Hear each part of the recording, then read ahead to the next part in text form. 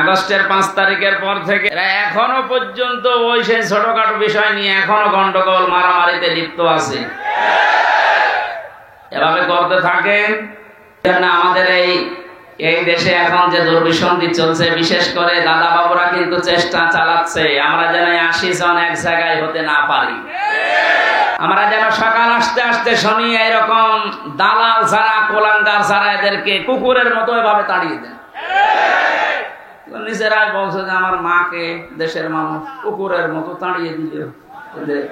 আপনার অনুসারী যারা আছে তাদেরকে কুকুরের মতো দেশের জনগণ তাড়িয়ে দেবে। কারণ এদেশে আপনি যাই করেন কোরআনের বিরুদ্ধে যে টিকে থাকতে পারবেন না। এটা না, আগামীতে যারা আসবেন সে যে আসবে তাদেরকেও যেন সতর্ক থাকা লাগে, বা তারা যেন সতর্ক থাকে যে কোরআনের বিরুদ্ধে অবস্থান নিলে কিন্তু তার কপালে জালেমের মতো পড়বে। আল্লাহ সাফা ইয়াতিকা রাব্বুকা ফাতারদা, হে নবী অতি শীঘ্রই আপনাকে আমি এমন কিছু দেব, দেখাবো, আপনি খুশি না হয়ে পারবেন না। এই আয়াতটা যখন আল্লাহ আমাদের নবীকে শুনিয়েছে, শুধু নবী না, কিয়ামত পর্যন্ত নবীর উম্মতদের জন্য ওই আয়াত। সুতরাং আমরা খুশি না বেজার বলেন? এখন আবার অনুমতি লাগবে নাকি? কার কাছে অনুমতি লাগবে? আসেন আপনি। কালকে আমার দিনের বেলা ছিল যশোর বেনাপোলে, রাতে ছিল সাতক্ষীরায়। ওসি সাহেব এসে বলছে, হুজুর আপনার সাথে একটু খাবার খাবো। কেন?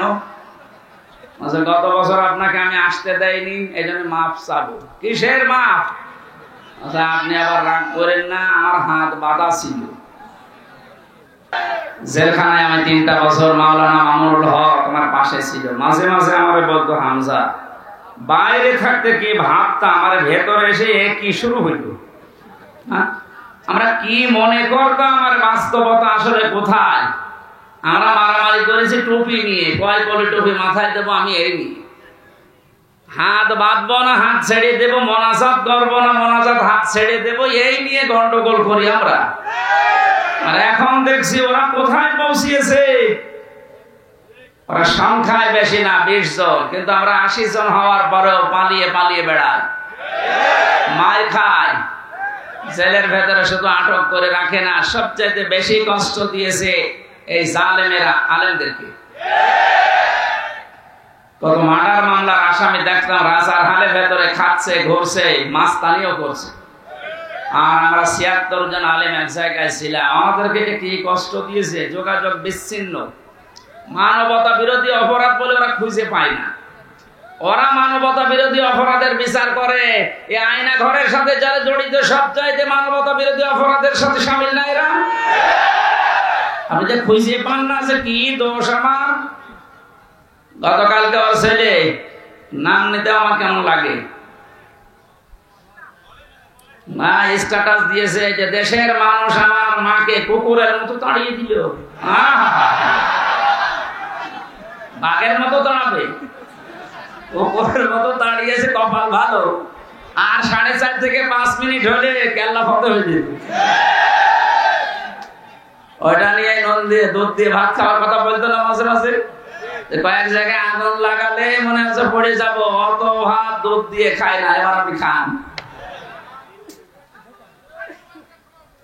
এইখানে সেটাই করেছিলেন, আমাদেরকে যা করেছেন সবচাইতে বড় মানবতা বিরোধী অপরাধ জেলখানার ভেতরে আলেমদের সাথে করা হয়েছে। 7 দিন পর পর সরকারি মোবাইল দেবারে টেলিফোন দিয়ে কথা বলতে দেয়, বাড়িতে যোগাযোগ করেন উকিলদের সাথে। অথচ আমাদের এই 76 জনকে একেবারে বিচ্ছিন্ন, মোবাইল তো নেই। 2 দিন 1 দিন পরে পরে এসে চেকের নামে উল্টা পাল্টা করে এমন কষ্ট দিত। আর অধিকাংশ গুলো অমুসলিম, মুসলমান হলে তো একটু মায়া দয়া পেতাম। সুভাষ চন্দ্র বসু, সুব্রত বালা, আর বাকিগুলোর নাম আমার অনেকের মনে নেই। সেই কয়টা ডিউটিতে পড়তো অধিকাংশ গুলোই অমুসলিম। ও আলেম আর জালেমের কাছে সমান। ও তো আর হুজুর বোঝে না, খেজুরও বোঝে না, মনে করে সবই এক। টাকা দিলে ভালো, টাকা না দিলে আপনি কালো। এই অবস্থায় যা অত্যাচার চালিয়েছিল, সেজদায় পড়ে পড়ে আলেমরা যখন কাঁদতো, পানিগুলো জায়নামাজের এই জায়গাগুলো শুধু ভেসে না, আল্লাহর আরশ পর্যন্ত কি ভেঙেছে। আমার মনে হচ্ছে শুধু ছাত্র জনতার মাধ্যমে আল্লাহ জালেমকে বিদায় করেনি, এই 5 তারিখের আগ পর্যন্ত আল্লাহ আবাবিল পাখির মতো এই পৃথিবীতে বাংলাদেশ এই জায়গায় আল্লাহ ফেরেশতাও পাঠিয়েছিল। 16 বছর কম চেষ্টা করে না এদেশের মানুষ, এক চুলো নড়াতে পারে না জালেমকে। আল্লাহ পাক বলেন ইন্নামা নুমলি লাহুম লিয়াজদাদু ইসমা, ওদের পাপের বোঝা যখন পরিপূর্ণ হয়ে যায় ওয়ালাহুম আযাবুম মুহিন, তখন ওদেরকে অপমানজনক শাস্তি দিয়ে ঘিরে ফেলি। এই আয়াতটা যে কত বাস্তব এর প্রমাণ কালামানিক, ওর বিসি পর্যন্ত উড়ে গেছে। ন্যায় বা সংসার কর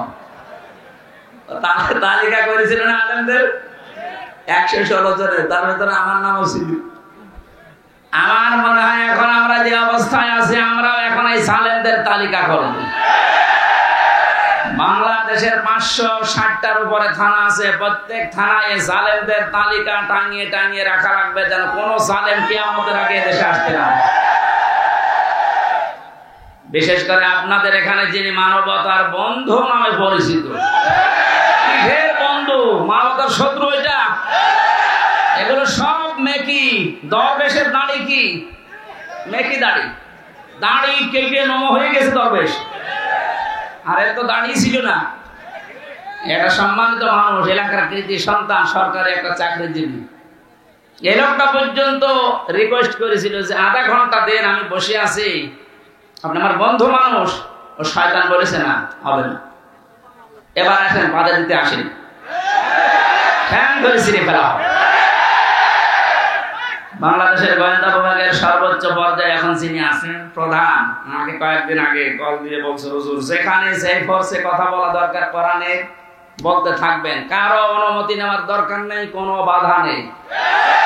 যদি কোনো মহারথী বাধা দিতে আসে শুধু নামটা টুকে রাখবেন আর আমারে জানাবেন, ও দেশের যেখানেই থাক ঠ্যাং ধরে ছিঁড়ে ফেলবেন। বললাম স্যার আপনি ছিলেন কোথায়? আমি কিছুদিন আগে দায়িত্ব পেয়েছি, আমি একজন মুসলিম, মুসলমানের যা কাজ আমি ইনশাআল্লাহ তাই করব। অন্যান্য ধর্মের অনুষ্ঠানে যদি অনুমতি না লাগে, মুসলমানের কোরআন প্রচার হবে, এখানে অনুমতি লাগবে কোন কারণে? আর অনুমতি যাদের কাছে নেওয়া হয় মানুষের কাতারে পড়ে। দেখলেন না ওসি কি বলেছে হুজুরকে? কমিটির লোকজন আমরা সাথে আজকে আসার সময় বলছিল, থানার যিনি দায়িত্বে ছিল অফিসার ইনচার্জের সময়, তার কাছে ইমাম সাহেব গিয়ে বলেছে যে অন্তত আধা ঘন্টা সময় দেন, আমরা কোরআনের কিছু কথা শুনে মোনাজাত করে চলে যায়। উনি এমন একটা কথা ওনারে শুনিয়েছে যে তোমার বলতেও ঘৃণা লাগছে। ওরা মুখ দিয়ে বলার কথা না, ওই লোকটার না জন্মের ঠিক নেই। আমরা ওই কথা বলতে পারি? ওই ইমাম সাহেবকেও যদি একটা দুটো গালি দিয়ে তাড়িয়ে দিত তাও মেনে নিতাম। ওর বউকে তুলে গালি দিয়েছে, তো তোর স্ত্রীর ওই জায়গায় মাহফিল ঢুকিয়ে দেব। কি অবস্থায় ছিলাম বলেন তো আমরা? আর জালেমরা দাবি করতো যে আমরা স্বাধীন। স্বাধীন তো ছিল জালেমরা। এদেশের মুসলমান যারা আমরা সব ছিলাম পরাধীন। যে কথাটা বললাম এটা কি মুখ দিয়ে বলার মতো কথা? আমার রিমান্ডে মাঠের নিচে নিয়ে এই কথা জানিয়েছিল, যা বলছি যদি না বলিস তোর বউ তুলে নিয়ে আনবো, এরকম কথা আমারও বলেছে। আমরা আরো নিকৃষ্ট কথা বলেছে, ওগুলো তো বলার মতো না। এই জন্য বলছি যে অবস্থায় ছিলাম, বিশাল একটা পাথর আল্লাহ বুকের উপর থেকে সরিয়ে দিয়েছে। উনি বলছিলেন না ওয়ালা সাফা ইউতিকা রাব্বুকা ফাতারদা, হে নবী আপনি বহু কষ্ট পেয়েছেন, অতি শীঘ্রই আপনাকে এমন কিছু দেব যাতে আপনি খুশি না হয়ে পারবেন না। আমার মনে হয় এই আয়াতটা এ বাংলাদেশের জন্য 100 ভাগ কার্যকর। সত্যি আল্লাহ এমন কিছু দিয়েছে, এদেশের ইমানদার যারা, মুসলমান যারা, মানবতার পক্ষের লোক যারা, এরা এত খুশি। কিছু মানুষ আছে তারা নারাজ হয়েছে, তারা জালেম, তারা কি? একটা ঘটনা পড়ছিলাম আজকে, কয়েকদিন আগেও এটা আমি শিক্ষার জন্য বলেছি, আজকে একটু নতুন ভাবে পড়লাম। হোস্টেলে 100 জন ছাত্র খাবার খায়। সকালবেলা প্রতিদিন তাদের খিচুড়ি দেওয়া হয়। 20 জন বলছে ঠিক আছে, যে খাবার চলছে এটা চলবে। 80 জন বলছে না, এই খাবার আমরা চাই না। কি চাও? কিছু ছাত্র তারা বলছে আমরা কলা পাউরুটি চাই, কেউ বলছে আমরা রোল চাই, কেউ বলছে আমরা চিড়া চাই। এইভাবে তো হবে না। হোস্টেল ম্যানেজার ডাক দিয়ে বলে একটা ভোট দেওয়া হবে, যার পক্ষে ভোট বেশি পড়বে সেটা কাল থেকে পাস হয়ে যাবে। ভোট দেওয়ার পর ওই যে আগের যে 20 জন খিচুড়ি খায় ওরা তো আর পাল্টাবে না, কারণ মাজা তো পেয়ে গেছে। এই 20 জন ভোট এক জায়গায় দিয়েছে। বাকি যারা যে তোর স্ত্রীর ওই জায়গায় মাহফিল চালিয়ে দেব, এ কথা বলার মতো? আমি কোরআনে কারীম সামনে নিয়ে বলছি, একটা ইমামকে যদি এ কথা বলতে পারে এই লোক, ইমাম সাহেব আজকে আমার নিজে বলবে যে আমি থানায় গিয়েছিলাম মাহফিলের অনুমতির জন্য, আমার এই কথা বলেছি। আমার মনে হয় ও জন্মের ঠিক নয়, এটা একটা যার সন্তান। কোথায় মনে হয় বদলি হয়ে চলে গেছে, যেখানে যা করে খুঁজে বের করা হবে।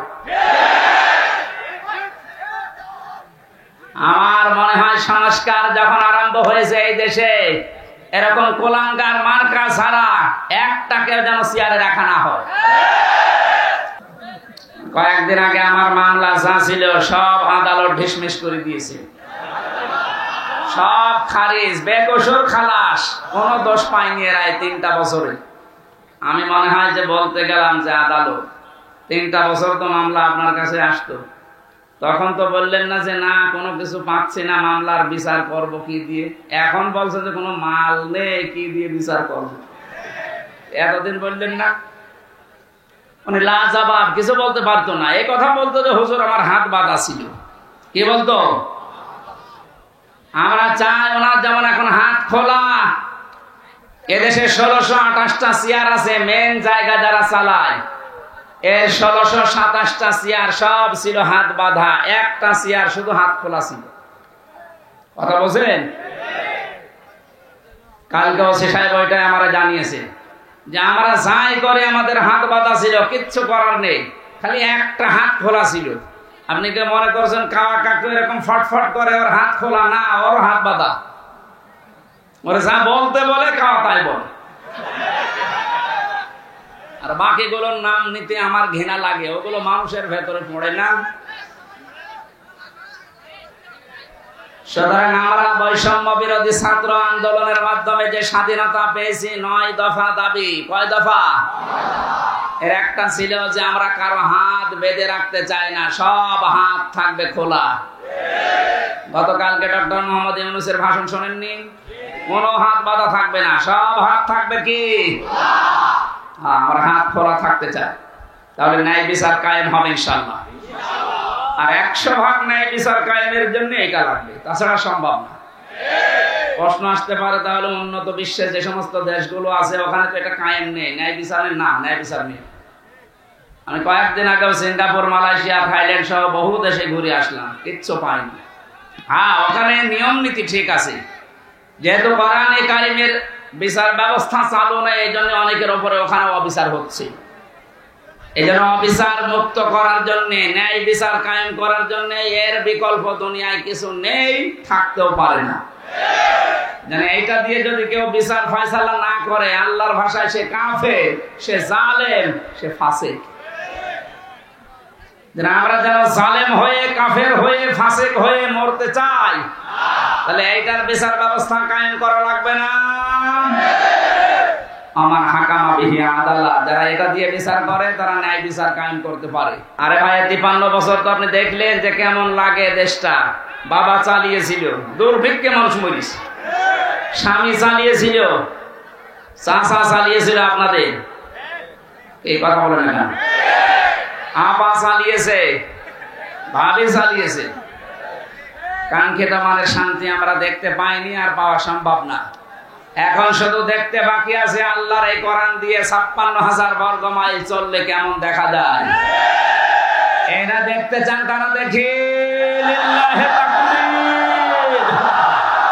বিশ্ব নবীকে আল্লাহ পুরা কোরআন শরীফে 7টা নামে ডাক দিয়েছেন। এখানে আলেম নেই? আছে, আলহামদুলিল্লাহ। ওরা আলেমদেরকে বলছি। এই 7টা নামের ভেতরে সর্বপ্রথম যে নাম ধরে ডাক দিয়েছেন নবীজিকে, 1 নম্বরে বলেছেন ইয়াসিন।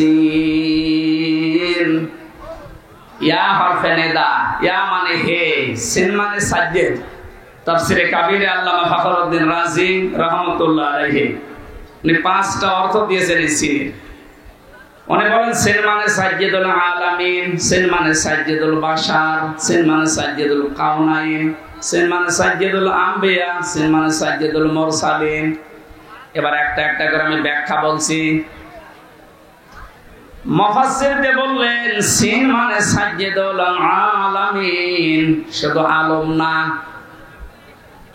আল্লাহর ঘোষণা দেওয়ার নেতা এই দুনিয়ায় মাত্র একজন। পৃথিবীর মানুষেরা যারা মনে করেন আমি নামাজ পড়ি, রোজা রাখি, খাস পর্দা করি, আমি জান্নাত পেয়ে গেছি, না।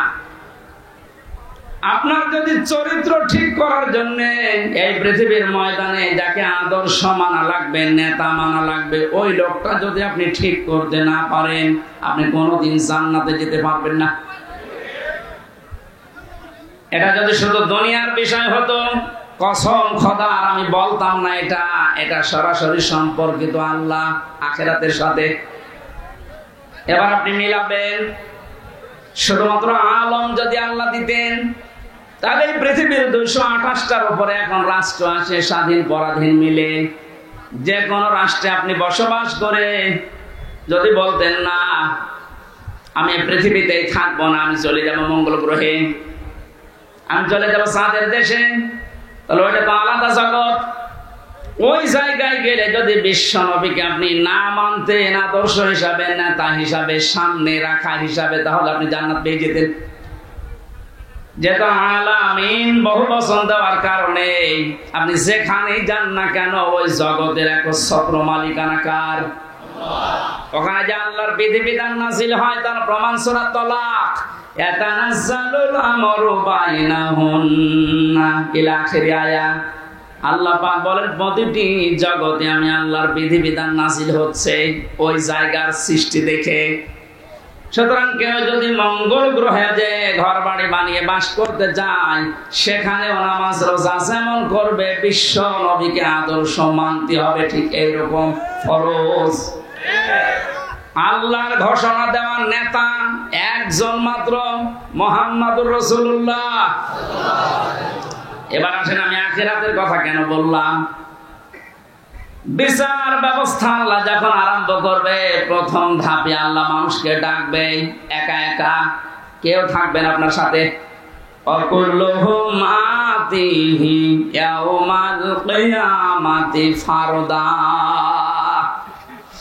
আল্লাহ পাক বলেন কিয়ামতে প্রতিটি মানুষকে আমার সামনে আমি দাঁড় করাবো, স্রেফ একা একা, কেউ থাকবে না। এবার আপনি নিজের সাথে মিলিয়ে দেখেন তো, আপনি স্রেফ একা দাঁড়িয়ে আছেন আল্লাহর সামনে, যা জীবন তৈরি করলেন এইটা নিয়ে আল্লাহর সামনে দাঁড়ানো সম্ভব? বলেন না। আমি একা থাকলে আমার মাঝে মাঝে মনে হয় আল্লাহ তুমি যদি বলো হামজা 2024 সালের আগস্ট মাসের 31 তারিখ পর্যন্ত তোর মাফ করে দিলাম, যা, তোর হিসাব দেওয়া লাগবে না। শুধুমাত্র সেপ্টেম্বরের 12, এই 12টা দিন হিসাব দিয়ে জান্নাতে চলে যা। আমার যা অবস্থা, এই 12 দিনের হিসাব জোগাড় করা এখনো সম্ভব না। আপনারা পারবেন না? আপনারা পারবেন।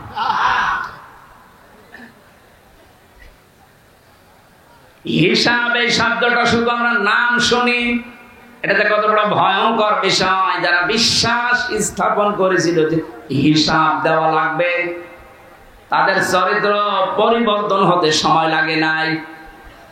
আর যাদের ভেতরে টেন্ডেন্সিটা আজও পয়দা হয়নি, ওই মানুষগুলো কাবা শরীফের পাশে যে মাসের পরে মাস থেকে আসে, তারপরও চরিত্র বদলায়নি। এর প্রমাণ এই দরবেশ বাবা। আমি সেই কয়বার কাবায় গিয়েছি, সেই কয়বার দেখেছি ও কাবার পাশে ওই তাওহীদ টাওয়ারে থাকে। 14-15 লক্ষ টাকা খরচ সেখানে, আর আমরা থাকি 1.5 কিলোমিটার দূরে। এত কাছাকাছি থাকার পর ওর চরিত্র দেখেছেন 36,000 কোটি টাকা। অথচ পদ্মা সেতু বানাতে লেগেছে 32,000 কোটি, তা তো মারিন কাটিং। কথা বলে না, ও টাকাগুলো যদি পাচার না হতো আমার মনে হয় সেতু আর একটা বানানো যেত। কয়েকদিন আগে মালয়েশিয়া দেখলাম পেনাংয়ের পাশে 2টা সেতু পাশাপাশি, একটা 18 কিলো, একটা 9 কিলো। আমাদেরটা হয়ে যেত। এই টাকাগুলো সব এত বড় দরবেশ যদি এই কাজ করে, ওর একটা বড় জীবনে চিন্তা আসে না যে আমাকেও দাঁড় হওয়া লাগবে আল্লাহর সামনে। ও জীবনে 36,000 কোটি না 36 টাকাও এখান থেকে এখানে করতে পারতো না। কালকে যশোরের বেনাপোলে যিনি আমার মাহফিলের সভাপতি ছিলেন, বাংলাদেশ জামাত ইসলামের কেন্দ্রীয় কমিটির শোরা সদস্য উনি মাওলানা আজিজুর রহমান। ওনার জীবন চরিত্র শুনলাম আশপাশের মানুষ থেকে। একটা সিম্পল মানুষ, চাকরি করে একটা, সেই দিন যেতে না পারে, চাকরির বেতন শেষে যা পায় ওখান থেকে ওই দিনের বেতনটা সরকারের খাতায় জমা দিয়ে দেয়। আপনি আল্লাহর ওলি খুঁজে পান না। আপনি দরবেশ দেখেছেন এত বড় বড় দাঁড়িয়ে, এটা আল্লাহর ওলি মনে করতেন। আর আল্লাহর ওলি তো এইগুলো দেখেন, সেই কয়দিন উনি ক্লাস করতে পারে নাই, সেই কয়দিনের টাকাও নেয়নি, সরকারকে দিয়ে দিয়েছে।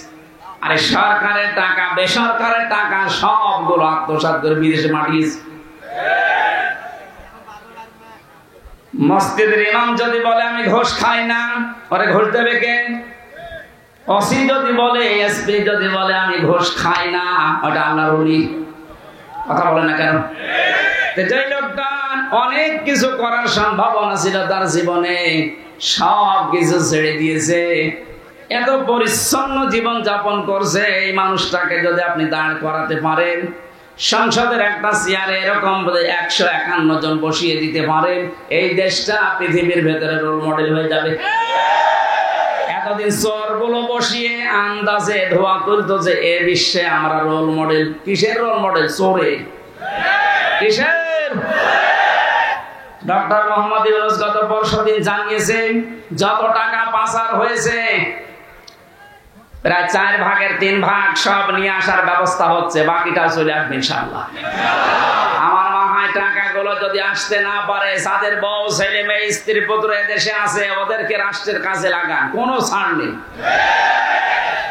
যে বেতন পায় ওই বেতন দিয়ে তো সংসার চলার কথা না, অথচ বেনজিরের আমার কাছে আলাউদ্দিনের চেহারা বেশ। এই জন্য যদি টেন্ডেন্সি তৈরি করতে না পারেন, জীবনে আপনার এই জীবন পরিচ্ছন্ন হওয়া সম্ভব না। খলিফাতুল মুসলিমিন হযরত ওমর, এই এদিকে তাকান, রাদিয়াল্লাহু তাআলা আনহু ছেলেটাকে ভর্তি করে দিলেন এক মাদ্রাসায়। প্রধান বিচারপতি ওই সময় হযরত আলী রাদিয়াল্লাহু তাআলা আনহু, তিনিও তার সন্তান হোসাইনকে দিলেন মাদ্রাসায়। হযরত হোসেন কলম ফেলে দিচ্ছে টেবিল থেকে, ডাক দিয়ে বলেন আব্দুল্লাহ তুলে দাও। একবার, দুইবার, 3 বার তুলে দেওয়ার পরে ওনার গেছে রাগ হয়ে, হোসাইন বারবার কলম ফেলো, আমারে তুলতে বলো, আমি কি তোমার খাদেম? তুমি কি চাকর রেখেছো আমারে? হযরত হোসেন রাগের মাথায় বলে ফেললেন, আব্দুল্লাহ তুমি শুধু চাকর না, শুধু খাদেম না, তুমি খাদেমের বাচ্চা খাদেম। ওই সময় উনি প্রেসিডেন্টের ছিলেন। বাড়িতে গিয়ে বলছে, আব্বা আমি আর মাদ্রাসায় যাব না। কেন? হোসেন আমাকে গালি দিয়েছে আমি নাকি খাদেমের বাচ্চা খাদেম, অথচ তুমি তো দেশের প্রেসিডেন্ট। তুমি যদি এর বিচার না করো মাদ্রাসায় আমি পড়বো না। ঠিক আছে, আজকে না সোমবার দিন বিচার হবে। অনেক খুতবা দিচ্ছিলেন, বয়ান বন্ধ করে বললেন, হোসাইন আসো? বলে হ্যাঁ। এদিকে আস, তোমার ছেলেকে গালি দিয়েছো? হ্যাঁ দিয়েছি। কেন দিলে? হযরত হোসাইন ডাক দিয়ে বলে, খলিফাতুল মুসলিমিন, আমিরুল মুমিনিন, আপনার সম্মান আছে, আমি সম্মান দিয়েই বলছি, আপনি নিজের থেকেই বলেন তো আপনি কি আমার নামার খাদেম ছিলেন না? হযরত ওমরের কথা বন্ধ হয়ে গেছে, তাই তো, এভাবে তো আমি ভাবিনি। তিনি বললেন, হোসাইন যে কথাটা তুমি বললে এটাকে লিখে দিতে পারবা? কাগজ কলম নিয়ে আসেন। খেজুরের পাতা নিয়ে এসেছে, উনি লিখে দিলেন ওমর আমার নানার খাদেম ছিল, আমি দেখেছি, এটি হোসাইন ইবনে আলী, সই করে দিলাম। কাগজটা হাতে নিয়ে হযরত ওমর চমা খেলেন, ডাক দিয়ে বললেন নবীর সাহাবীরা বিচার হয়ে গেছে। হযরত আব্দুল্লাহ তো ছোট মানুষ, বসে না, বলে আবা কি করে বিচার করলে, একটা বিচার হলো, হোসাইনকে কিছু বলবা না? হযরত ওমর বলে সন্তান, যে বিচার করেছি শুধু দুনিয়া না আখিরাতেও কাজে লাগবে। আমি যখন মারা যাব এই কাগজটা আমার কাফনের ভেতরে দিয়ে দিও। বিচার যখন শুরু হবে, আমার আল্লাহ পাক যদি আমার জীবনের কিছুই পছন্দ না করে, এই কাগজটা তুলে দেখাবো রব্বুল আলামিন, তাকাও এদিকে, তোমার নাম নবীর নাতি লিখে দিয়েছে, আমি নবীর খাদেম ছিলাম। তুমি আমার বিচারটা সহজ করে আমাকে মাফ করে দাও। অথচ জান্নাতের গ্যারান্টি পেয়েছে জিন্দা অবস্থায়। আকাশের যে তারকা দেখতে পান, নবীজি বলেন কেউ যদি গণনা করে হয়তো একদিন শেষ করে ফেলবে গণনা করে। কিন্তু হযরত ওমর 26 বছর বয়সে মুসলমান হওয়ার পর যত নেকির কাজে আঞ্জাম দিয়েছে, কিয়ামত পর্যন্ত কেউ যদি ওমরের নেকি গণনা করে শেষ হবে না। কোন পর্যায়ের মানুষ ছিলেন উনি, তো হিসাব নিয়ে কত ভীত সন্তুষ্ট ছিলেন। কিয়ামতের বিচার ব্যবস্থায় প্রথমে আল্লাহ আপনাকে দাঁড় করাবে, কিন্তু স্রেফ একা, কেউ থাকবে না আপনার পাশে। দ্বিতীয় স্টেপে আল্লাহ এবার আপনাকে একা ডাকবে না, এইটা বোঝানোর জন্য আমি বলছিলাম, ভালো করে খেয়াল করেন। ইয়াওমা নাদউ কুল্লা উনাসিন বিইমামিহিম, সূরা বানী ইসরাঈলের 72 নম্বর আয়াতের প্রথম অংশে আছে। রব্বুল আলামিন বলেন কিয়ামতের দিন প্রতিটি মানুষকে বিচারের দ্বিতীয় ধাপে এবার তার নেতার সাথে ডাক দেব। কার সাথে? আর জোরে বলেন। আগে নেতা, এরপরে কর্মী। বাংলার মানুষেরা বারবার এমনি খেলা করার জন্য বলছে না, এই জন্য বলছি। আপনি এবার বিবেক দিয়ে বলেন, যাকে নেতা মানেন, যার আদর্শ মতো চলেন, স্লোগান দেন যার পেছনে, এই লোকটা যদি কিয়ামতে আপনার সামনে থাকে, ওর যে চরিত্র, ওর যে সুরত সিরাত আপনি তো নিজেই জানেন। ওকে সামনে দেখলে আল্লাহ মাফ করবে বলে মনে হয়? বলছেন না, ও তো এখনই ধরা খাবে।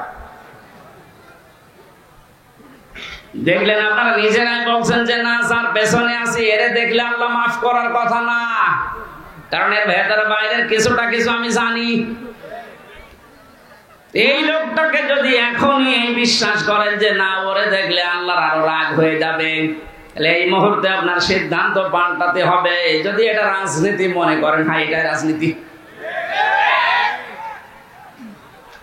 আপনি এমন মানুষের পেছনে থাকবেন কিয়ামতের ময়দানে, যাকে আল্লাহ দেখলে আল্লাহর রাগ না, আল্লাহর আনন্দ বেড়ে যাবে। এরকম মানুষ দেশে নেই। এর দলিল আছে সূরা নিসা 5 নাম্বার পারা 6 নাম্বার পৃষ্ঠা 9 নাম্বার লাইনের 59 নাম্বার আয়াতের প্রথমে আছে। এটা আতিউ, এই ফেল, এই ভার্ব, এই ক্রিয়া, এই শব্দটা আল্লাহ নিজের নামে আর রাসূলের নামে রেখেছেন, কিন্তু উলিল আমরের আগে আল্লাহ এই শব্দটা দেননি। যতগুলো তাফসীর আমি দেখেছি, মুফাসসিরিন ইকরাম সবাই একমত, আল্লাহ রাসূলকে মানতে হবে, কোনো প্রশ্ন করা যাবে না। আল্লাহ রাসূলের পরে যদি দুনিয়ায় কাউকে কেউ মেনে চলতে চায়, অবশ্যই দেখতে হবে লোকটা আল্লাহ রাসূলকে মেনে চলে কিনা। এটা যদি আজ আমরা ওয়াজ শোনার পরে মেনে নিতে পারতাম, আমার মনে হয় অনেকের এটা 100 ভাগ বিশ্বাস হয় না, 80 ভাগ বিশ্বাস হয়। এই আয়াতকে আমি বানালাম, বলেন বলেন, 1500 বছর আগে নাযিল করা আয়াত। সুতরাং আজকে সিদ্ধান্ত নিয়ে বাড়ি যাবে, যারা আল্লাহ রাসূলকে মানে না, ওই দল যদি আমার বাবাও কায়েম করে, আমি ওই দল করি না। যারা আল্লাহ রাসূলকে মেনে রাজনীতি করছে, নেতাগিরি করছে, নেতৃত্ব দিচ্ছে, এই লোকটা যদি আমার দোলা ভাই নাও হয়, আমার চাচা নাও হয়, এক কথা বলে না কেন? নামাজ যেমন ফরজ মনে করে পড়ি, এর পেছনে আমি ফরজ মনে করে থাকবো, কারণ নির্দেশ কার? নাকি আল্লাহর নির্দেশ নেই? যেহেতু আল্লাহর ঘোষণা দেওয়া নেতা পৃথিবীতে মাত্র একজন, আমাদের খুব হিসাব করে দুনিয়ার জীবন চালাতে হবে। আল্লাহ রাসূলকে যে মানি না, ও যদি পীর সাহেব হয় আমি ওকে মানি না, ওর পেছনে আমি নেই। অনেকেই মনে করে আমি নামাজ পড়ি, আমি হজ করে আসলাম বারবার, আমার হজের এজেন্সি আছে, এরপরও আমি জান্নাত পাবো না। আপনি তো হজের এজেন্সি নিয়ে মসজিদের সভাপতি, এই হাত উড়িয়া আপনি তাকান আবু জাহেলের দিকে, ও কাবা শরীফের সভাপতি ছিল। আপনি যে মসজিদের সভাপতি কে এসে নিয়ে বারবার ডিস্টার্ব করে।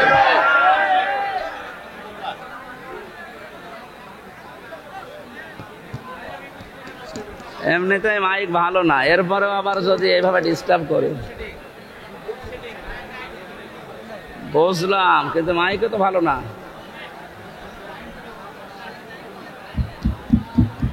মাইক আমার গলা টানছে, আমার গলা ভেঙে যাচ্ছে। এটা ঠিক হয়নি ভাই, এত বড় আয়োজন আপনি মাইক দিয়েছেন কেন? আপনার পাওয়ার নেই। কোন জায়গায় ভাদড়িয়ার মাইক না? এরা বলেছে না এর উপরে মাইক হয় না, মাইক হয় না। পাবনা দারুল উলুম ট্রাস্টে মাইক কি ওর ফেরেশতা নিয়ে এসে দেয়? ওদের মাইক দেখেন তো আধা হাত দূরে থেকে কথা বলে শোনে, তো পাওয়ার আছে, রসনের সাথে মতো না।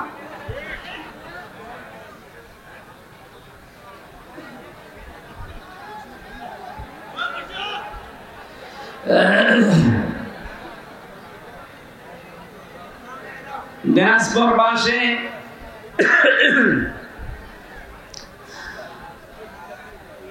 সূরা আরাফের ৮ পারার ২০ পৃষ্ঠার ৩ নাম্বার লাইনে একটা আয়াত আমার বেশি বেশি করে মনে পড়ে। এটা ফাআজাইনাহু ওয়া আহলাহু ইল্লা মারাতাহু কানাত মিনাল গাবিরিন। আমি যত তাফসীর বিশ্ববিদ্যালয়ে বসে বসে প্রায় ৪২টার উপরে আমি একটা একটা করে দাঁড় করিয়েছিলাম, দেখি কি প্রত্যেকটা কি সবগুলো মুফাসসির আয়াতের ব্যাপার এক কথায় লিখেছেন। হযরত লূত আলাইহিস সালামের জামাত দুইজন ফেরেশতা এসে লূত নবীকে বললেন, আপনার উম্মত যারা আছে তাদেরকে নিয়ে আপনি চলে যান, কিন্তু সাবধান আপনার স্ত্রীকে নেবেন না, এখানে আমরা আল্লাহর গজব নাযিল করব। প্রশ্ন আসতে পারে, লূত নবীর স্ত্রীর চরিত্র খারাপ ছিল? না না, পৃথিবীর কোন নবীর স্ত্রীর চরিত্র খারাপ না, কারণ কোন হারাম রক্তের ভেতর আল্লাহ নবীদের রক্ত প্রবেশ করার নাই। আমরা আজ দেখতে পাই অনেকের হারাম রক্ত, এ কারণে আন্ডা বাচ্চা যা হয় ওগুলো হারাম হয়। হযরত নূহ আলাইহিস সালাম এই কারণে ৯৫০ বছর পরে তিনি দোয়া করেছিলেন, লা তাদার আলাল আরদি মিনাল কাফিরিনা দাজ্জারা। হে আল্লাহ, জালেমদের এই কাফেরদের একটা আন্ডা বাচ্চা পর্যন্ত জমিনে না থাকে, কারণ যেটা থাকবে ওর পেট থেকে যেটা আসবে ওইটা হারামি হবে। এজন্য জালেম যারা তারা যেহেতু বিদায় নিয়েছে, আনাচে কানাচে এখন যেগুলো আছে বিভিন্ন জায়গায় দায়িত্বে, আমরা এগুলোর একটাকেও দেখতে চাই না, কারণ এর পেট থেকে সামনে যাবে ওটা ডবল হারামি হবে। কয়েকদিন আগে বাংলা একাডেমির না কোন শিল্পকলা একাডেমির একজন দায়িত্ব পেয়েছে একটা নাস্তিক, সৈয়দ জামিল আহমেদ। এই লোকটা আল্লাহর কোরআন কারীমের পর্দা একটা ফরজ বিধান বলছে ২০২৪ সালে পর্দা মেয়েদের দরকার নেই। ওয়াজ মাহফিল, তাফসীর মাহফিলের কাউন্টার হিসেবে গান বাজনার আয়োজন করো। জীবন দিয়ে যারা আবু সাইদের মতো, মুগ্ধ ভাইয়ের মতো, রায়হানের মতো, রফিকের মতো, ইয়ামিনের মতো আল্লাহ রাসূলকে বিশ্বাস করা মানুষগুলো যারা জীবন দিয়ে এই দেশটাকে স্বাধীন করে আমাদেরকে দিয়ে গেল, এই স্বাধীন দেশে কয় মানুষকে দায়িত্ব দিলেন যে আল্লাহর ফরজ বিধান পর্দায় মানে না। আমরা ইমিডিয়েটলি এই লোকটার পদত্যাগ দাবি করছি। আমাদের আওয়াজ হয়তো পর্যন্ত যাবে না, কিন্তু আরশ পর্যন্ত চলে গেছে, কারণ বিধানটা কার? পর্দা করা লাগবে মেয়েদের, এই বিধানটা হামজার। আরো জোরে বলেন। সৈয়দ জামিল আহমেদকে আমি ব্যক্তিগতভাবে ঘৃণা করছি এই কারণে, কারণ কোরআনের বিরুদ্ধে, আল্লাহর বিরুদ্ধে। আর আল্লাহ বিরোধী কোন লোক আমরা এই ৯৬% মুসলমানের দেশে দেখতে চাই না। এর বাদত এক দাবি করেন কারা কারা দেখে, লিল্লাহে তাকবীর।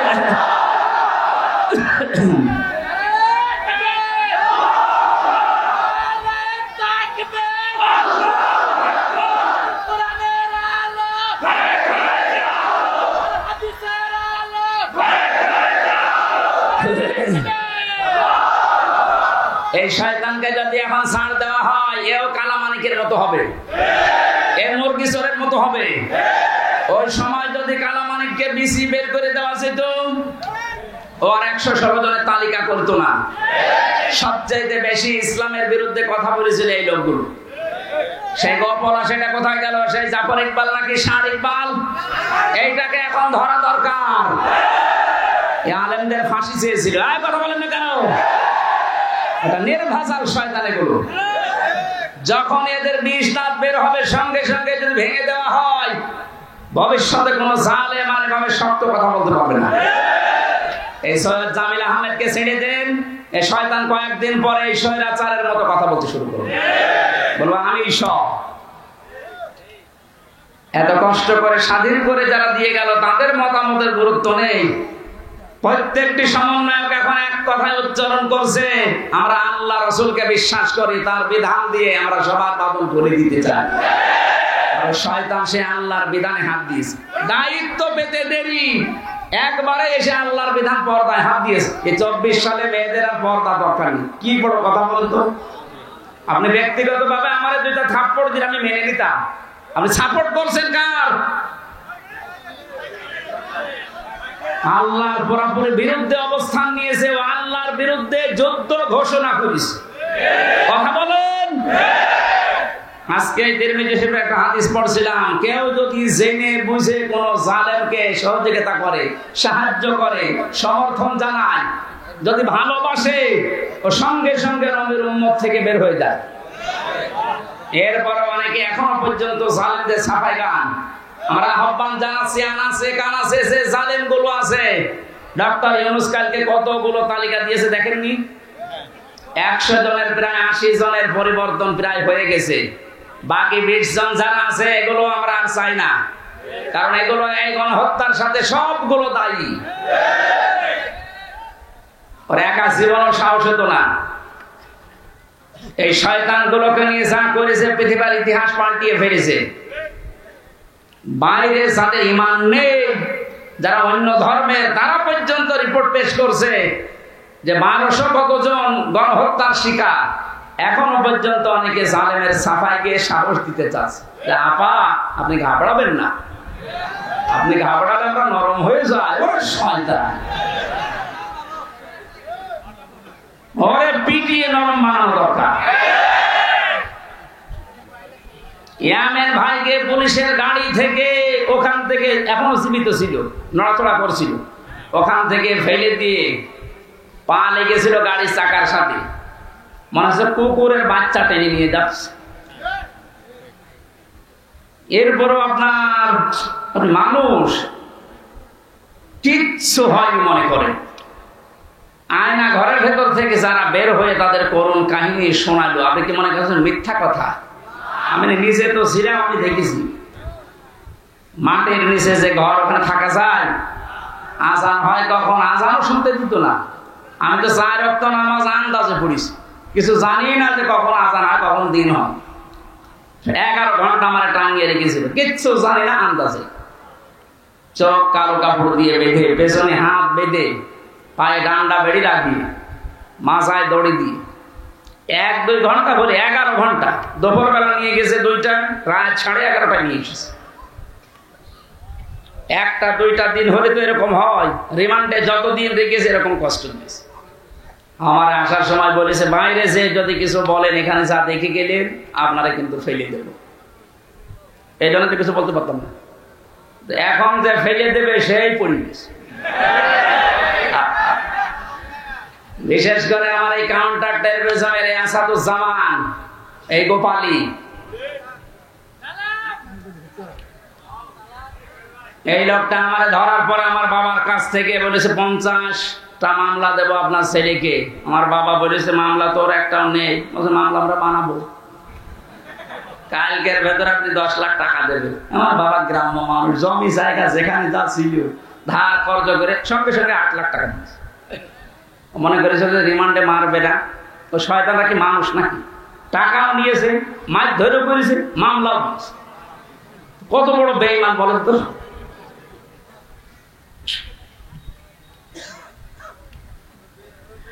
জালেমের পক্ষে যারা ছাপায় গান, আপনি আর মানুষ নেই, আপনি আল্লাহর মামলার আসামি। এইটা আমি বানালাম। সূরা শুরার 42 নম্বর আয়াতের প্রথম অংশে আছে আল্লাহ পাক বলেন ইন্নামাস সাবিলু আলাল্লাযিনা ইয়াজলিমুনা নাস। পৃথিবীতে যারা মানুষ হয়ে মানুষের উপরে জুলুম করে, অত্যাচার করে, নির্যাতন চালায়, আমি আল্লাহ নিজে তার বিরুদ্ধে মামলা দেব। বাংলাদেশের 1628 জন মানুষ মেন দায়িত্বে ছিল, আর প্রত্যেকটি এরা জুলুমকারী। যে যে বিভাগে ছিল ওই বিভাগেও জুলুম করেছে। এখন হবে না কেন? বিচার বিভাগে বলেন, প্রশাসনে বলেন, যা যা বিভাগ ছিল প্রত্যেকটি জায়গায় যারা চেয়ারে ছিল প্রত্যেকটা জালেম আর জালেমের দোষর। অনেকে বলে আমার হাত বাঁধা। হাত বাঁধা তোর চেয়ারে বসে থাকার দরকার কি? তুই ভ্যান চালা। হাত বাঁধা বলে তুই জালেমকে সাপোর্ট করবি?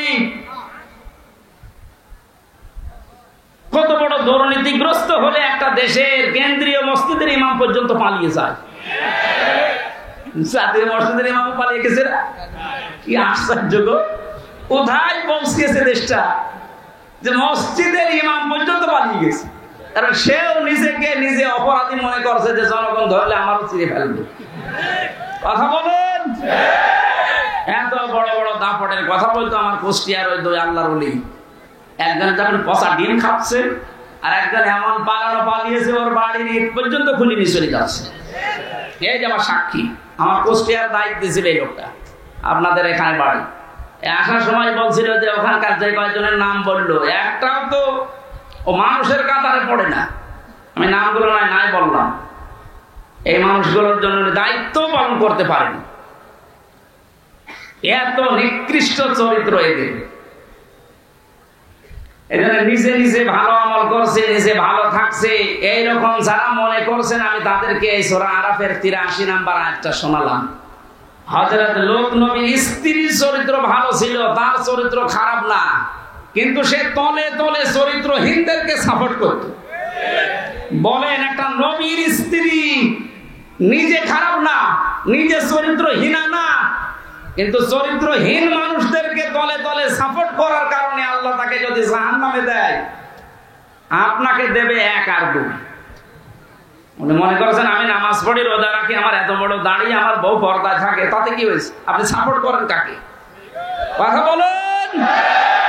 আশা করছে আপনার শুভবুদ্ধির উদয় হবে। আমার বংশের 100 জনের প্রায় 98 জন জালেমের সদস্য ছিল। ওদের সেকেন্ড নবী ছিল আল্লাহর ওলি গোপালগঞ্জের। ওরা নবীকে তো বিশ্বাস করতো যে নবী মুহাম্মদ রাসূলুল্লাহ আছে একজন, কিন্তু আর একজনও নবী আছে। আমি একবার রংপুরের গাইবান্ধা মাহফিলে এসেছিলাম 16 সালের দিকে। একটা ছেলেকে বাড়িতে ভাত খাওয়ার সময় জিজ্ঞাসা করছে, ইংলিশ মিডিয়ামে পড়ে, যাই তোমার নাম কি? নামও পড়েছে উল্টাপাল্টা নাম, বাংলা ইংরেজি মিলিয়ে। জিজ্ঞাসা করলাম কালেমা বলতে পারো? মুখস্থ নেই। মুখস্থ নেই মানে আমাদের নবীর নাম কি? এরশাদ। উনি তো রাস্তাঘাট বানায়, তার মানে রাস্তাঘাট বানিয়েছে এলাকায় এরশাদ সাহেব, ও মনে করা এটা মনে হয় নবী। আমার বংশের লোকের চরিত্র এরকম ছিল। নবী একজন আছে মুহাম্মদ রাসূলুল্লাহ, কিন্তু ওরা সেকেন্ড নবী হিসাবে মনে করতে এইরকম শক্ত গোড়া। আগস্টের 5 তারিখের 1টার সময় যখন আল্লাহর ওলি চলে গেছে পালিয়ে, ওরা বিকাল 5টা বাজতে বাজতে তখন মোবাইলে কল দিয়ে বলছে, বাবাজি আমরা সব এখন জামাত ইসলামী করি। এখন জামাত ইসলাম না, তারপরও যাক ফিরে এসেছে, ওয়েলকাম, ধন্যবাদ। ওরা যা করেছে বুঝে করুক না বুঝে করুক, আল্লাহ যেন ওদের মাফ করে দেয়। আর ওদের মতো এ দেশে আনাচে কানাচে আরো যারা আছেন, আপনি মনে করছেন আবার জালেমরা সংগঠিত হবে, অত ভাত দুধ দিয়ে খাই না। সময় শেষ হয়ে গেছে, আপনারা মরণের গড়গড়া নিয়ে আসার আগে ফিরে আসেন। জালেমদের তো দুনিয়াও শেষ, আখিরাতও শেষ। এক কথা বলে না কেন? দুনিয়া এখন আর রাস্তায় বের হতে পারবে? মামুনুল হক কয়েকদিন আগে বলে না যে জালেমদের তালিকা করে করে মরে মরে টাঙিয়ে দেন যেন কিয়ামতের আগে দেশে ঢুকতে না পারে। এমন যেমন দেখলেই পিটিয়ে মানুষ মেরে ফেলছে। ঝিনাইদহে এক জালেমকে পিটিয়ে মেরে রাস্তার ওখানে উলঙ্গ করে টাঙিয়ে দিয়েছে।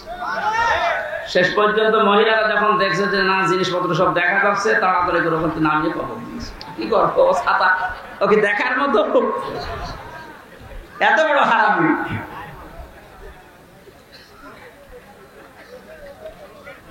দুনিয়া শেষ আপনাদের, জালেমদের কোন দুনিয়ার জীবন নেই আর।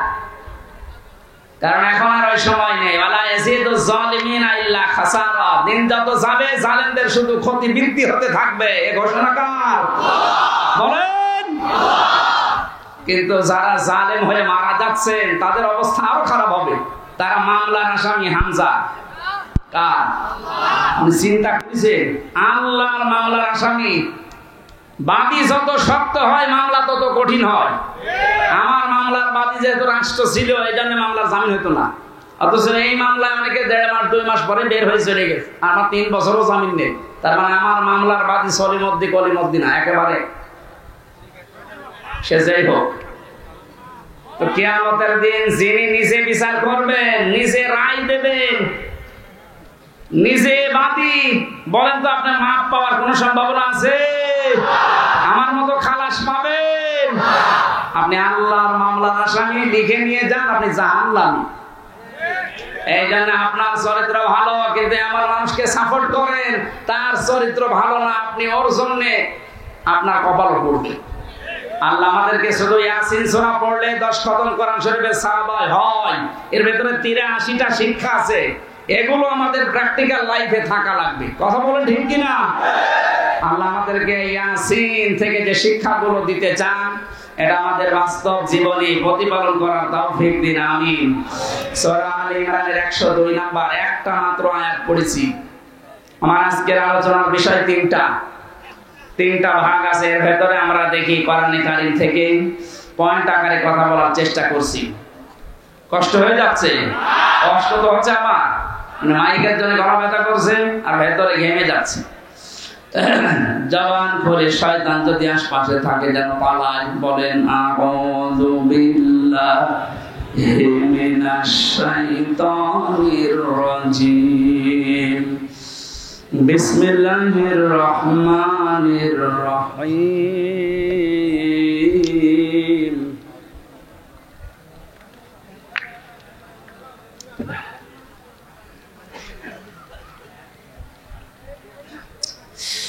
ইয়া আইয়ুহাল্লাযীনা আমানুত্তাকুল্লাহা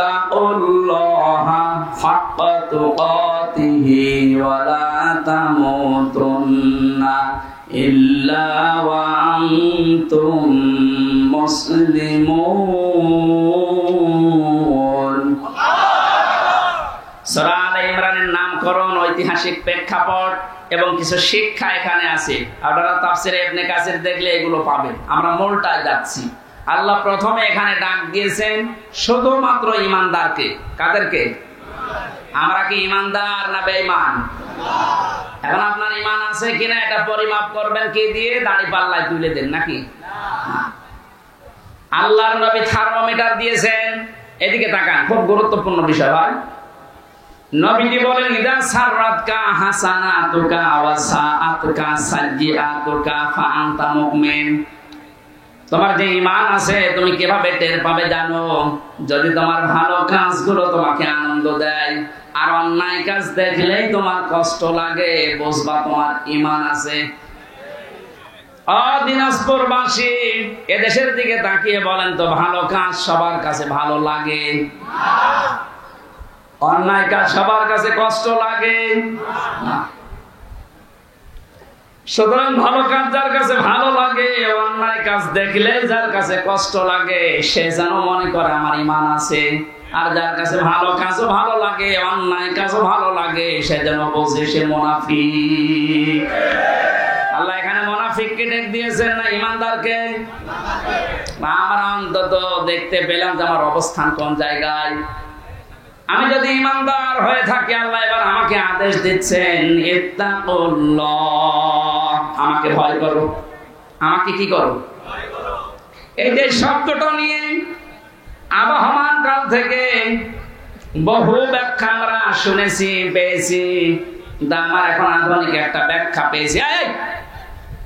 খুব কষ্ট হচ্ছে, বসেন একটু, বসেন বসেন। এবার তো আমি প্রবেশ করছি জায়গায়। আল্লাহকে ভয় করো এই শব্দটা পড়া কোরআনে যতবার আমি পেয়েছি, আধুনিক ভাগে ব্যাখ্যা করার চেষ্টা, যখন তাফসীর খুলে খুলে দেখলাম যে না, এ তো মিলছে না। এটা কিছুদিন আগে একটা তাফসীর বের হয়েছে, এই জায়গায় তাকওয়া শব্দের ব্যাখ্যা লিখতে গিয়ে মুফাসসির লিখেছেন, তাকওয়া মানে যে যে বিষয়ে কাজ করবে ওই বিষয়ের শিক্ষা, ভিক্ষা, প্রশিক্ষণ, এরপরে এই কাজটা সুচারুরূপে যদি আঞ্জাম দিতে পারে, এর আরবিতে নাম তাকওয়া। ইনি একটা ইঞ্জিনিয়ার, উনি যে সমস্ত কাজগুলো করে বিএডিসিতে, ওই কাজগুলো সম্পর্কে করার আগে শিক্ষা লাগবে, প্রশিক্ষণ লাগবে, এবং বিনা বাধায় ওই কাজটা সুচারুরূপে যখন আঞ্জাম দিতে পারবে, ওইটার নাম আরবিতে তাকওয়া। আল্লাহ এইটা অর্জন করার জন্য আমাদেরকে বলেছিলেন। পৃথিবীর বিভিন্ন দেশে আমি ঘুরে দেখেছি, তাকওয়াটা তারা এখান থেকে নিয়েছে। ওদের ছেলেমেয়েরা যে যে বিষয়ে একটু পারদর্শী, ওকে ওই বিষয়ের শিক্ষা আরো বেশি করে দেয়, প্রশিক্ষণ দেয়, ওই কাজটা ওরে সুচারুরূপে আঞ্জাম দেওয়ার জন্য ব্যবস্থা করে দেয়। এই জন্য ওদের দেশটা দাঁড়িয়ে যায়। আর আমাদের তাকওয়া কি? যে বিষয়ে যাকে দেওয়া হয়েছে ওই বিষয়ের শিক্ষা ওর নেই, প্রশিক্ষণ নেই, হাত বাঁধার কারণে কাজও করতে পারে না, এ দেশটা উপরে যাওয়ার তুলনায় নিচে নেমে যায়। এক কথা বুঝতেছেন? সুতরাং তাকওয়া অর্জন করার জন্য শিক্ষা দরকার, প্রশিক্ষণ দরকার, এবং বিনা বাধায় সুচারুরূপে কাজটা আঞ্জাম দেওয়ার পরিবেশ দরকার। আমি যতটুকু বুঝলাম, দেখলাম, আপনারা অন্য মাইন্ডে নেবেন না, একেবারে নিরপেক্ষ দৃষ্টিতে কোরআন আমি হাতে নিয়ে বলছি। বাংলাদেশ জামাত ইসলামী আর ইসলামী ছাত্র শিবির এই কাজটা করার জন্য চেষ্টা চালাচ্ছে। আপনি খোঁজ নিয়ে দেখেন, এদের যে যে বিভাগে লোক আছে আপনি দেখেন, ওই বিষয়ের শিক্ষা তার পরিপূর্ণ এবং প্রশিক্ষণ পরিপূর্ণ। কারণ ওদের সপ্তাহে আছে, ওদের মাসে মাসে মিটিং আছে, 15 দিনে মিটিং আছে, সপ্তাহে মিটিং আছে, এগুলো শিখায়।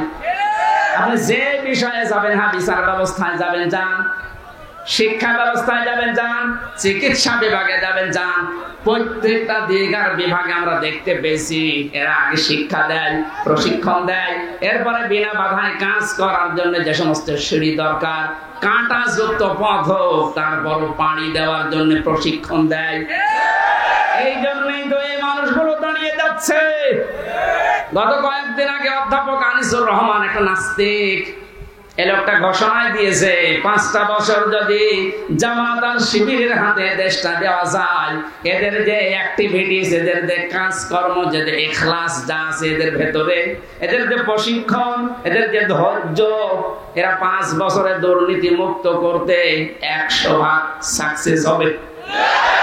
এটা আমার নিজের কথা, একটা নাস্তিকের কথা। আমি যখন বিশ্ববিদ্যালয়ে ছিলাম, একটা নাস্তিক এই লোকটা আল্লাহ বিশ্বাস করে না। আমি যেহেতু নামাজ পড়াতাম জমার দিন, আমার কাছে এসে বলছে, হুজুর আমার মেয়ে পড়ে মাস্টার্সে, প্রাইভেট পড়াবো, একটা শিবিরের ছেলে দেন তো। কেন? আপনি একটা নাস্তিক, আল্লাহ মানেন না, রাসূল মানেন না, অথচ আজকে নামাজে এসেছেন সপ্তাহে একদিন লোক দেখানোর জন্য, আর আপনার মেয়ে পড়াবেন, সে তো বেপরদা মেয়ে, তারে পড়াতে আপনি চাচ্ছেন শিবিরের ছেলে। কেন? কত সোনার ছেলে আছে দেখতে পান না? একটা নাস্তিক আমার বলছে, হুজুর দেখেন, সোনার ছেলেদের সম্পর্কে আমি জানি, আমার মেয়েকে যদি তাদের কাছে পড়তে দেয়, ওরা মেয়ে সহ খেয়ে ফেলবে। কিন্তু শিবিরের ছেলের কাছে দিতে চাচ্ছি এই কারণে, অন্তত এদের কাছে দিলে আমার এই বিশ্বাস আছে যে আমার মেয়েটা নিয়ে পালাবে না।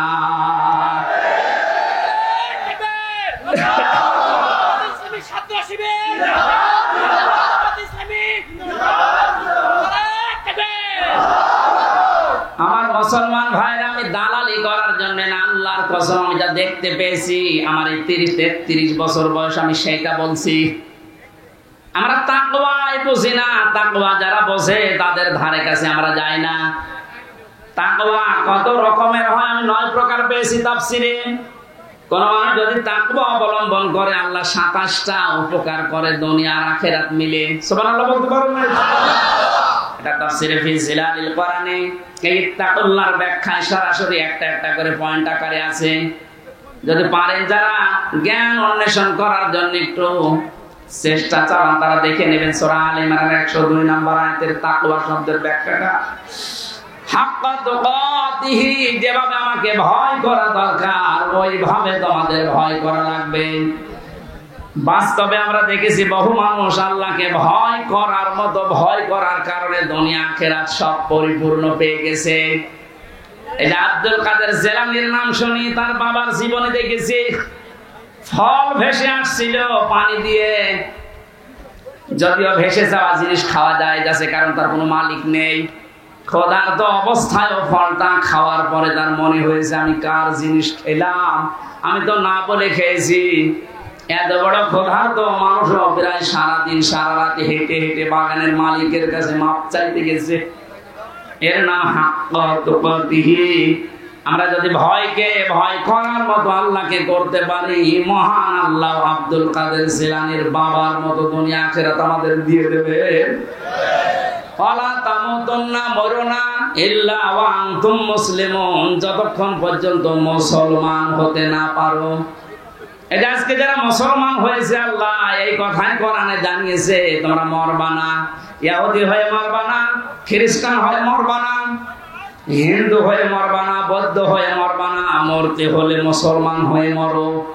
মুসলিম শব্দটা এসেছে ইসলাম থেকে, সেলমন বা সালমন থেকে। এর শাব্দিক অর্থ শান্তি, আর রাহাতুন মানে সুখ। আল্লাহ পাক বলেন কেউ যদি দুনিয়াতে ইসলাম মানতে চায়, আমি ইসলাম পাঠিয়েছি দুনিয়ায় 2 প্রকারের। ইসলাম কয় প্রকার? হ্যাঁ, ইসলাম কয় প্রকার? না না না, বোঝার পরে বলবেন। ইসলাম কয় প্রকার? একটা আছে প্রাকৃতিক ইসলাম আর একটা শারঈ ইসলাম। প্রাকৃতিক যে ইসলামটা এটা আমার আল্লাহ যেদিন বানিয়েছে ওই দিন থেকে কিয়ামত পর্যন্ত একই ভাবে চলবে। এই যে সূর্য যেখানে ওঠে যেখানে ডোবে এটা আল্লাহ বানিয়েছেন। এটা আম গাছে কোনোদিন আম ছাড়া পেঁপে ধরে না, এটা কিয়ামত পর্যন্ত এইভাবে থাকবে। প্রাকৃতিক ইসলাম তৈরি করে দেওয়ার দায়িত্ব কার? কিন্তু শরঈ ইসলাম যেটা এই যে কাগজে আছে, কোরআনে আছে, হাদিসের পাতায় আছে, এই কাগজের ইসলামকে জমিনে যতদিন পর্যন্ত আপনি কায়েম করতে না পারবেন, চেষ্টাও যদি না করেন, মান মাতা, যে ব্যক্তি মরে গেল, অলাম ইয়াগজু, সে চেষ্টা করে নাই, যুদ্ধ করে নাই, গাজওয়ায় শামিল হয় নাই, অলাম ইউহাদ্দিস বিহি নাফসাহু, তার মনের ভেতরে কামনা বাসনা আসে না যে ইসলাম কায়েম হোক।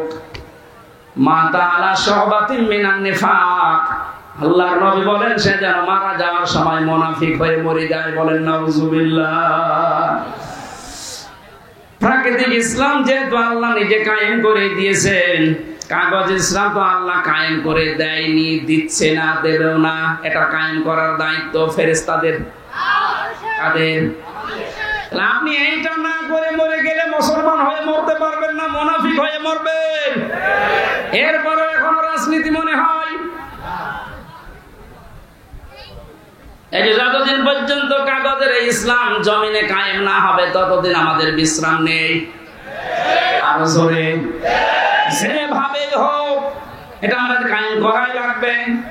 কায়েম যদি হয়ে যায়, ফাহাল্লা হালালাহু ওয়া হারামা হারামাহু, এর হালালকে হালাল মানতে পারবো, হারামকে হারাম জেনে ছেড়ে দিতে পারবো। আদখালাহুল্লাহুল জান্নাহ, আল্লাহর নবী বলেন তুমি যেন মনে করবা আল্লাহ তোমার জান্নাতে দিয়ে দিয়েছে। সুতরাং কোরআন কায়েম হলে এটা মিনি জান্নাত হয়ে যাবে। ওই পরিবেশটা আল্লাহ আমাদের চর্ম চোখে দেখার তৌফিক দেন, বলেন আমিন। পারিবারিক জীবন সম্পর্কে যে সমস্ত লেখাগুলো আমার ছিল এগুলো কারাগার থেকে বই আকারে বের করেছি। মেয়েদের জীবনের উপরে ওদের উপরে কথা বলা দরকার ছিল, ওই ওখান থেকে নিয়ে যাবেন, ওটা কাজে লাগবে। ওই যে ডানে গাড়ি আছে, মাজলুম এক সাইদের কথা বলছি, এখানে পাওয়া যাচ্ছে পিরোজপুর আদালত থেকে, জন আদালত থেকে এটা ছাপানো হয়েছে। দেশবাসীর প্রতি আল্লামা সাইদের খোলা চিঠি ছিল, ওনার নাতির উপরে একটা চিঠি ছিল আর দেশবাসীর উপরে। এই বইগুলো কারা নিয়ে এসেছে এখান থেকে নিয়ে যাবেন। আল্লাহুম্মা লা ইলাহা ইল্লা আনতা সুবহানাকা ইন্নী কুনতু মিনাজ জালিমিন। আল্লাহ পছন্দ এই গরমের ভেতরে এত কষ্ট করে তোমার বান্দা বান্দীরা বসে আছে, আজকের আলোচনার সওয়াবগুলো তুমি আমাদের নবীর রওজায় পৌঁছিয়ে দাও। দুনিয়ার মাটির নিচে যারা ঈমান নিয়ে ঘুমিয়ে গেছে এদেরকে ক্ষমা করে দাও। মা বাপ যারা হারিয়ে ফেলেছে আল্লাহ মা বাপকে মাফ করে দাও। সারা জীবন অপরাধ করে জীবনটা নষ্ট করে ফেলেছি, তুমি বলেছো ওয়ালা তামুতুন্না ইল্লা ওয়া আনতুম মুসলিমুন, মুসলমান না হয়ে মরবা না। আল্লাহ তাআলা মুসলমান হয়ে মরার জন্য তোমার কোরআনে কারীমের পরিবেশ দরকার। ওই পরিবেশ তুমি আমাদের দেশকে বানিয়ে দাও। মাহফিলের আয়োজন করতে গিয়ে তোমার যে বান্দারা শ্রম দিল এদেরকে কবুল করো। ভদ্র প্রতিষ্ঠানে তিনি তিল তিল করে গড়ে তুলেছেন, মসজিদের পাশে তিনি ঘুমিয়ে আছেন, আল্লাহ তুমি তার কবরটা জান্নাত বানিয়ে দাও। গলাটা আমার প্রচন্ড ব্যথা, 3টা বছর জেলে থাকার পর আমার এখনো শরীর স্বাভাবিক হয়নি, কথা বললে গলা ব্যথা করে। আল্লাহ মুক্ত জীবনে যখন ফিরিয়ে দিয়েছো আমার কণ্ঠটাও তুমি ছেড়ে দাও। মা বোনরা যারা এসেছে এদেরকে রোগ শোক থেকে বাঁচাও। হাজারো পরিবার আজ পরকীয়া প্রেমের কারণে জীবনটা নষ্ট হয়ে যাচ্ছে, আল্লাহ তুমি আমাদেরকে রক্ষা করো। এদেশে তুমি আর কোন জালেমকে চেয়ারে বসতে দিও না। আল্লাহ তাআলা যত মানুষ জীবন দিয়ে গেল আমাদেরকে মুক্ত জীবনে ফিরিয়ে দেওয়ার জন্য, প্রায় 2700-এর উপরে এখনো পর্যন্ত হাসপাতালের বেডে বিভিন্ন অঙ্গ প্রত্যঙ্গ অনেকে হারিয়েছে। রব্বুল আলামিন যেই মানুষগুলো শহীদ হয়েছে এই মানুষগুলোকে জান্নাতের সুউচ্চ মাকামে পৌঁছিয়ে দাও। মাহফিলের সভাপতি, সহসভাপতি, প্রধান অতিথি সহ যারা এসেছে আল্লাহ প্রত্যেকের জীবনের কামনা বাসনা পূরণ করো। আল্লাহ আর বলছি আমার কণ্ঠটা তুমি মেহেরবানি করে ছেড়ে দাও। মাওলানা মুআজ্জিম অসুস্থ, আল্লাহ তুমি তাকে শেফায়ে কামেলা আজলা নসিব করো। মরণ আসলেই আমরা যেন পড়তে পারি লা ইলাহা ইল্লাল্লাহু মুহাম্মাদুর রাসূলুল্লাহ। ওই যে গাড়ি দেখা যাচ্ছে, গাড়ি রোল চায় তারা 18 জন, যারা কলা পাউরুটি চায় তারা 19 জন, যারা চিড়া মুড়ি চায় তারা এরকম 17 জন। এভাবে ভাগ ভাগ করতে করতে দেখা গেল ও 20 যা ছিল ওইটাই পাস হয়ে গেছে। এদিকে লোকজন কতজন বলেন না কেন? আর ওরা কয়জন? এখন কিন্তু বর্তমান ওইটা চলছে 80 জন আমরা, তারপরও কিন্তু পাস করা যাবে না। ওই 20 জনে তাদের আগের ওইটাই পাস করে ফেলবে। আমি কি বোঝাতে চাই বুঝেছেন নাকি আন্দাজে? যাতে মাথা হলে ওরা তাহলে ঠিক আছে, ঠিক আছে।